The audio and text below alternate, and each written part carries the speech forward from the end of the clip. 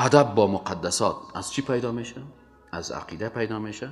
از این خاطر استاد عقیده هم با عظمت ترین استاد است به نزد الله، چون رسول الله صلی الله علیه و سلم استاد عقیده بود، با عظمت ترین شخص در جهان بشریت بود. شاگرد عقیده هم صحابه کرام بودن، با عظمت ترین شاگردا بودن.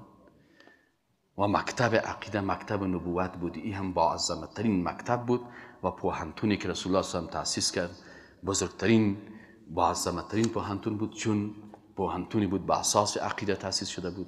مسجدی که پیغمبر صلی الله علیه و سلم با اساس تقوا و عقیده گذاشته بود، مسجد النبوی، با عظمت ترین مساجد هستند. و به می شکل حکومتی که رسول الله صلی الله علیه و سلم تأسیس کرد حکومتی بود با اساس زیر بنایش توحید بود، عقیده بود، یکتاپرستی بود، بهترین حکومت ها بود. از این خاطر اگر ما میخوایم استاد ما در خط رسول بره، او هم عظمت و عزت پیدا میکنه. شاگرد ما هم که در خط صحابه کرام برن، عزت و عظمت پیدا میکنه. مسجد ما مگر مسجد نبوی وارد شد و حکومت ما مگر حکومت رسول الله وارد شد، عزت پیدا میکنه.